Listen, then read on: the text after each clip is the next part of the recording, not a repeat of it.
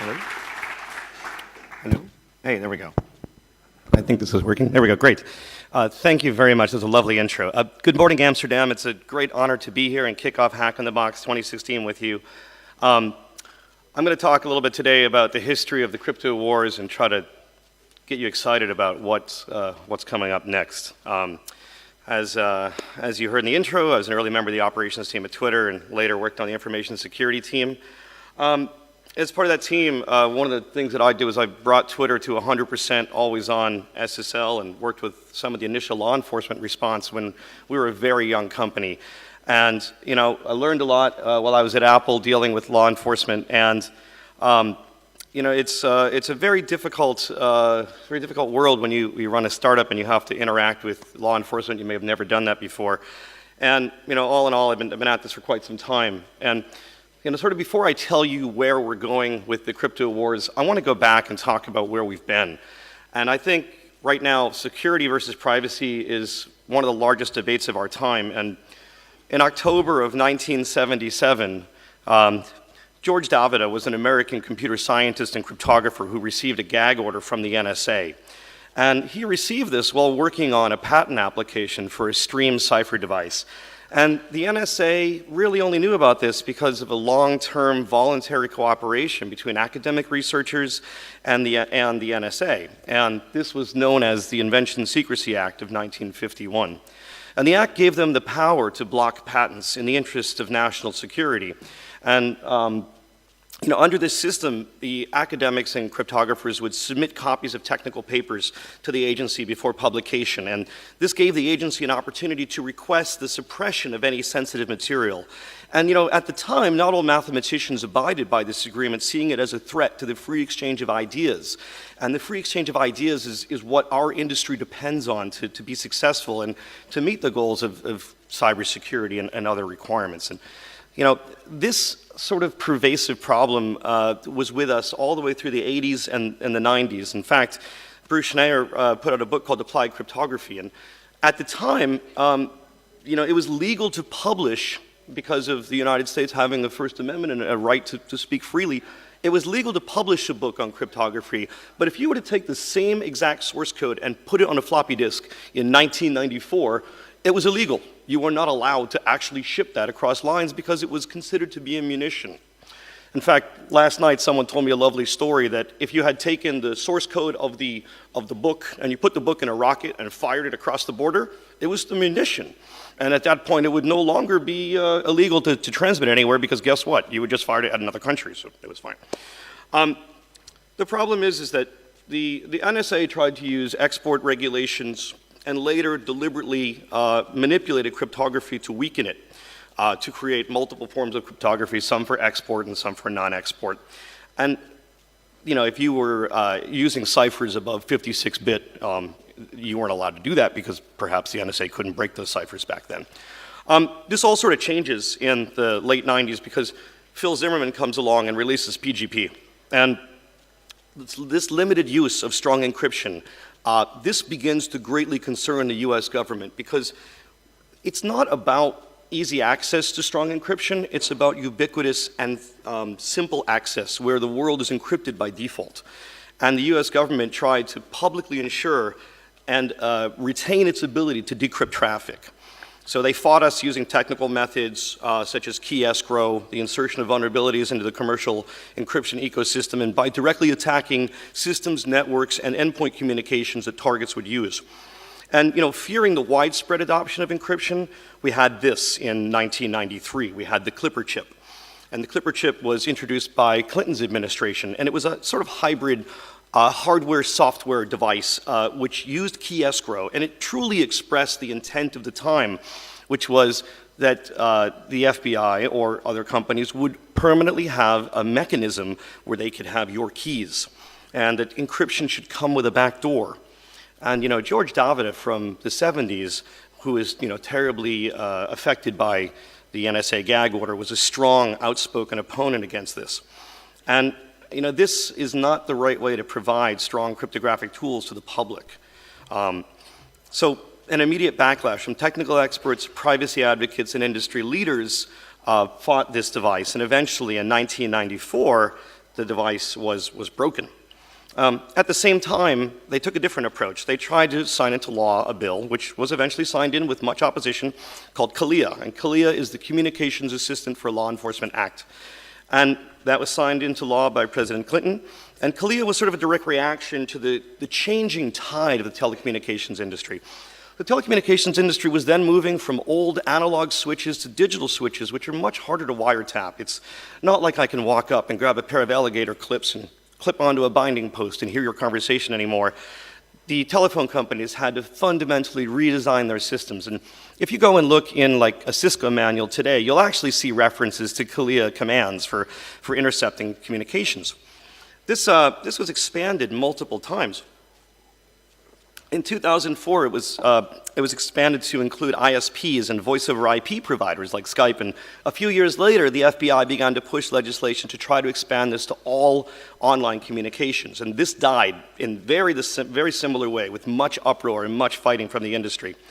And it did resurface in 2010, and we sort of marked 2010 as the beginning of the FBI's Going Dark campaign, and it came back again in 2013, and the problem with the proposal, as the Electronic Frontier Foundation stated, was that it would allow the FBI to fine non-compliant companies for not providing backdoors.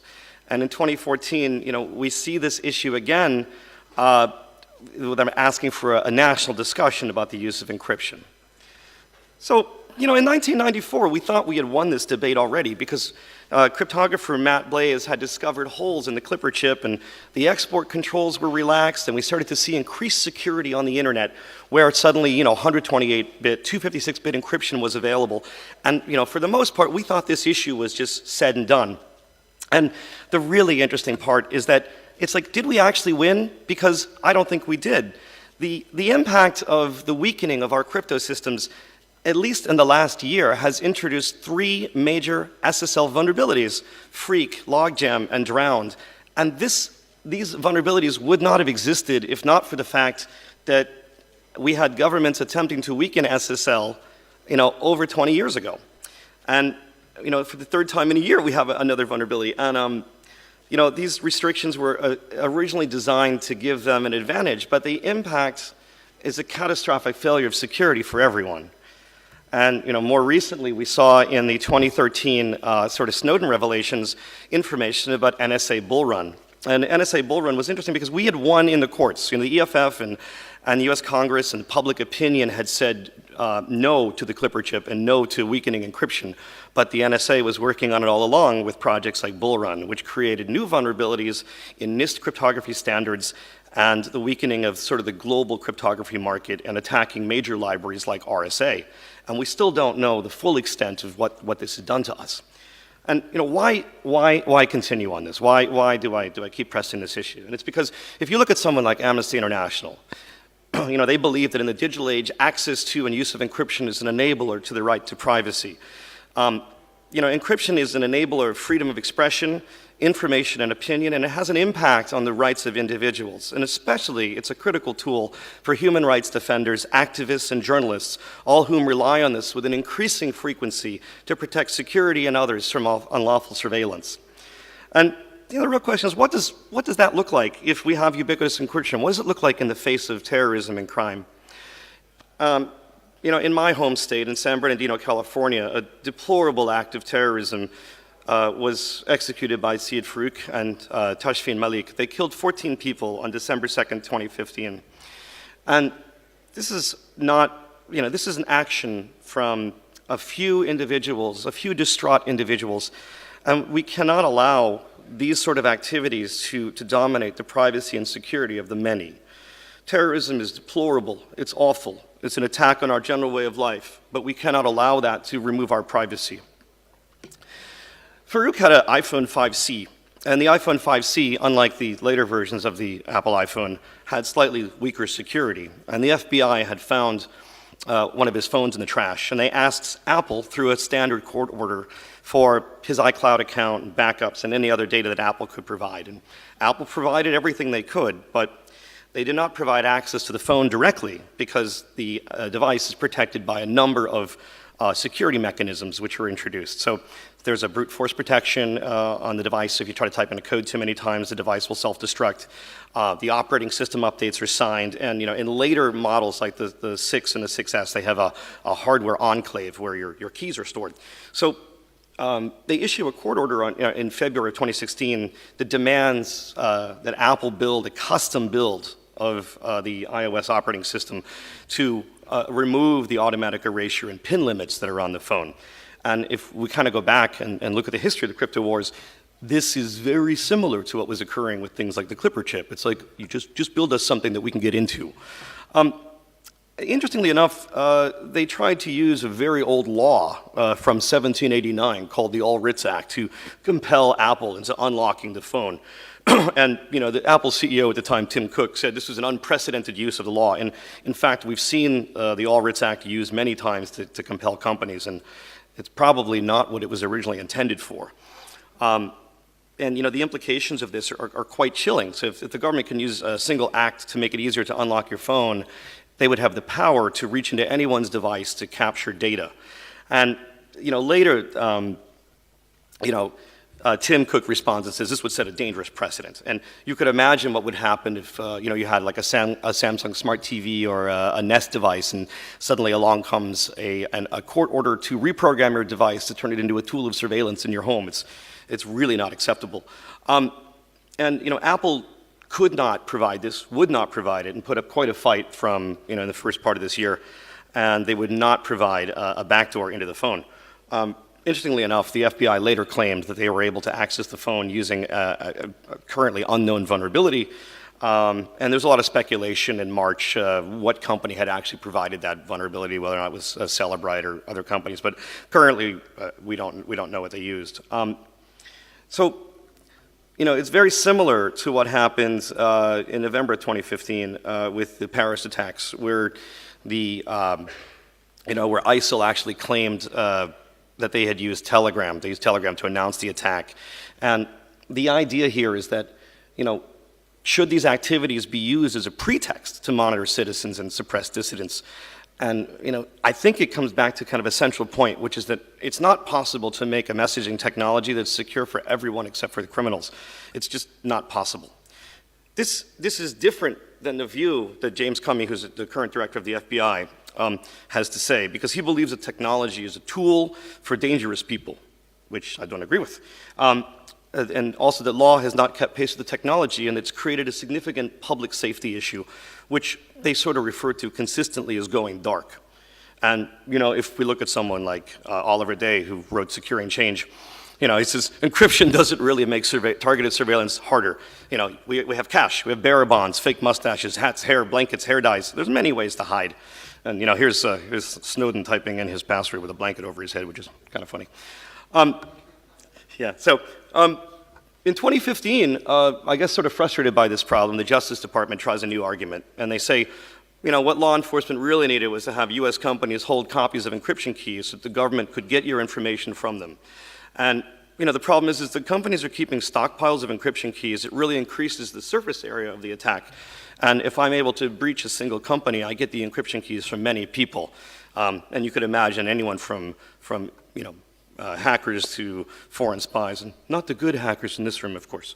But the same day, Director Comey said that the administration hadn't decided if they should seek legislation or not, which is completely insane because they had been seeking legislation since the early versions of CALIA to regulate encryption, and that we, the cybersecurity community, should invent mechanisms for the government to access encrypted information without weakening security, almost relegating the problem to something that we could solve while sitting in a garage. And I think at one point he actually said, I think Silicon Valley is full of folks who stood in their garage years ago that they would never be told your dreams are too hard to achieve. Well, unfortunately for the director, there's a difference between dreams and math. And math is what protects us. So his idea of going dark is not really what's happening. In fact, we currently live in sort of a golden age of surveillance. There's more information about you on the internet, and there's more information about you in social media than there ever has been. to see them make a statement that we're going dark in this world is not entirely true. You know, and the great irony of this is that their quest to access the data encrypted on one iPhone made it such that they opened the encryption debate to the world. And you know, this conversation, if it wasn't started years ago, it's going now. Now, the Berkman Center for Law, they released a lengthy paper on this if you'd like to read it. I'm not going to get into too much detail here, but in short, they cite the fact that end-to-end encryption is unlikely to be widely adopted. And I think that it's beholden to everyone in this room to make sure that that actually happens. You know, that software ecosystems that we work in are fragmented. So, you know, for many years it was very hard to encrypt information because you had to fight with varying libraries and all manner of problems. And now we want to move to a world that has encryption by default. And, you know, keep in mind that regardless of what changes at the endpoints, that they still have access to incredible amounts of unencrypted metadata from phone switches and other centralized communication points that they can readily use. And the other argument is that this has never been about one phone. Phones are not safes. They're not something that you just crack into and that's it, you've broken into one phone. We need technical solutions to break into devices, and that if we were to create code that could open one phone, it could open millions of locks, not one. And you know, repeatedly we heard from the FBI that they were not trying to set a precedent, they were not trying to set a message, and that they could create this magic targeted order that would only focus on one phone. And I think we all know that you write software once, it runs in a lot of places. You know, later we learned that there were 63 ongoing phone unlocking cases. In fact, 175 cases existed in New York. You know, and the request could come for additional phones as well. And you know, why haven't we seen any new legislation about this? And I think it's mainly because we already had this fight. We had this fight 20 years ago. You know, there's a great tweet that came up a while, and it was like, oh, please, give us all the keys. What could go wrong? And then later we find out that there's a group called APT6 that had spent years inside of US government networks conducting espionage. And this, you know, the FBI isn't alone in this problem. You know, BlackBerry in April of 2016, and I apologize because I know they're a sponsor here, but this happened. The reality is that there was a global encryption key that was used to encrypt many phones. And they actually made a statement saying that tech companies should not refuse reasonable, lawful access requests. But the reality of it is that there was still a global key. So again, we have a case of weakening encryption to provide law enforcement access, and this is not okay. Please, if you build crypto systems in the future, please don't do this. Please don't make one key for everyone. You know, much of the legislation that we talk about, it says, let's build in a weakness, let's build in a backdoor. And the idea is that there's a belief that backdoors will actually work. We frankly have to believe that there's a set of criminals that know how to hide themselves better than the best James Bond type person. And hiding yourself really isn't that easy. You know, there's a number of places where you can actually make mistakes and, you know, give away information about yourself. Everything from device backups, key backups. A lot of regulation right now is focusing around Touch ID and fingerprint scanners. So can you be compelled to give up your fingerprint to unlock a phone? And you know, Apple made a change recently in the operating system that if you don't unlock your phone in like 48 hours, you can't use Touch ID anymore. So you could imagine like your phone gets taken away from you, and then the day later when the court order shows up, they're not able to unlock your phone. So that's a good work on the part of Apple. You may send incriminating evidence by non-encrypted means. You might use cloud storage, and you might actually call someone and leave behind metadata. This is a lot to ask of your average criminal. Now, despite that, the encryption war continues. You know, some countries have already gone ahead and outlawed encryption, and the new crypto wars are pretty much global. There's at least 6 countries in Europe to go after end-to-end encryption in the style of the way WhatsApp works. Turkey has laws against it. Pakistan has laws against it. There's proposals in the UK, which we'll get to in a minute. And then the Netherlands, God bless, they love supporting it. They support encryption. So that's fantastic. And you know, the idea is that the encryption genie has sort of left the bottle a long, long time ago. We're not going to be able to put encryption back in the box, and we can't stop people from using encryption. And you know, with encryption is our best defense against mass surveillance. And as we have more mass surveillance, we experience less privacy. And what the FBI wants in the United States has been achieved in some other countries, much to the detriment of privacy and security worldwide.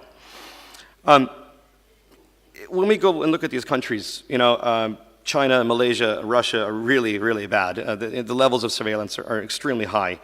And we have other countries which are slightly better.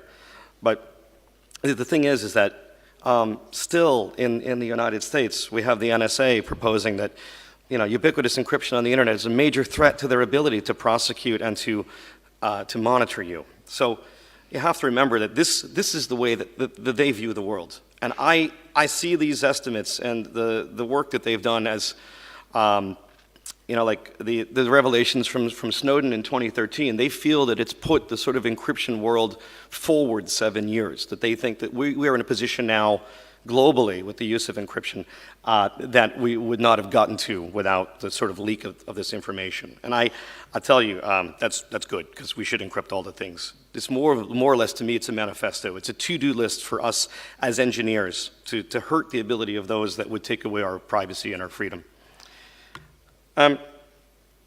So, where is this all going?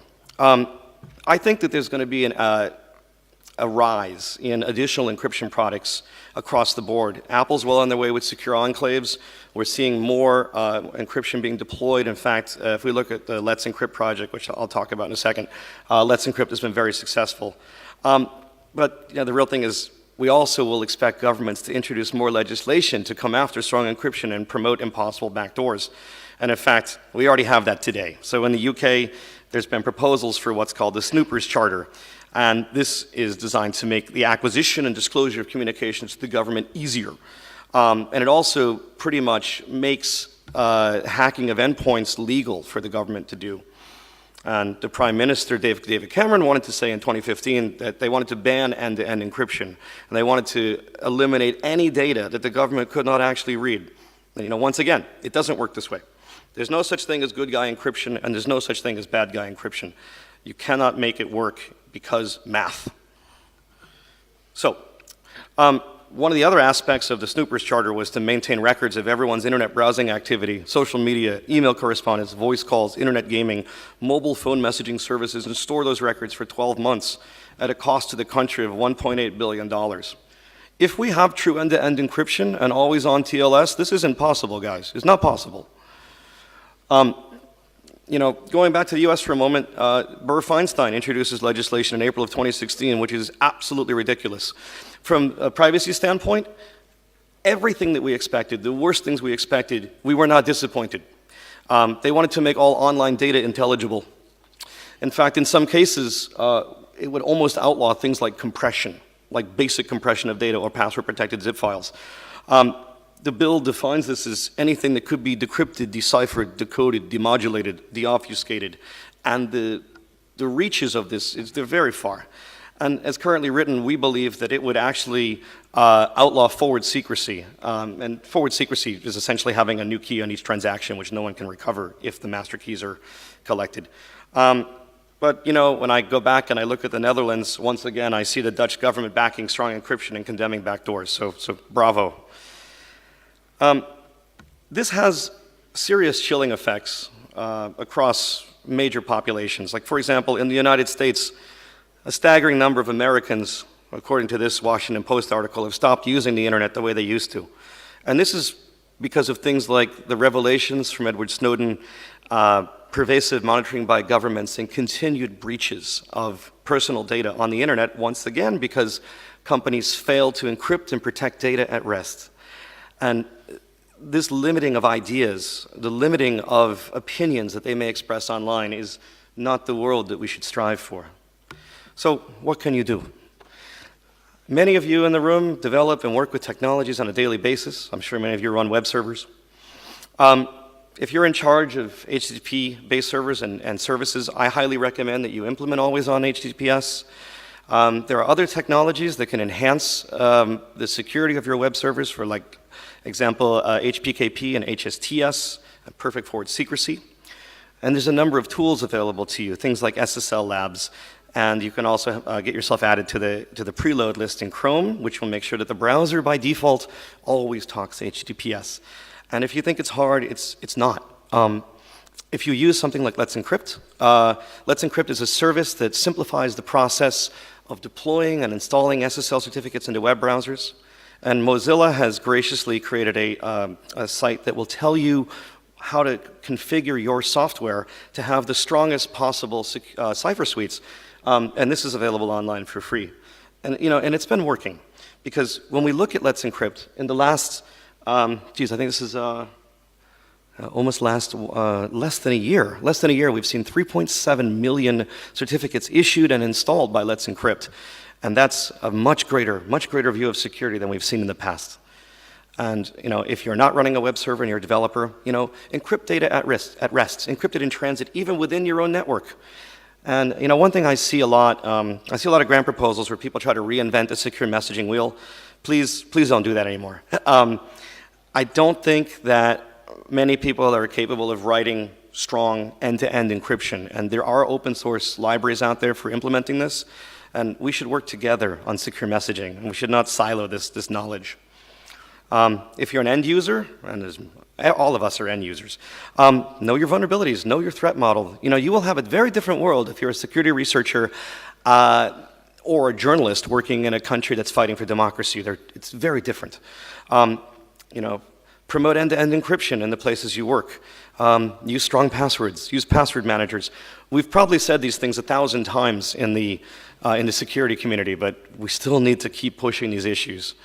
And other options for you with things like Tor and HTTPS everywhere that can protect you.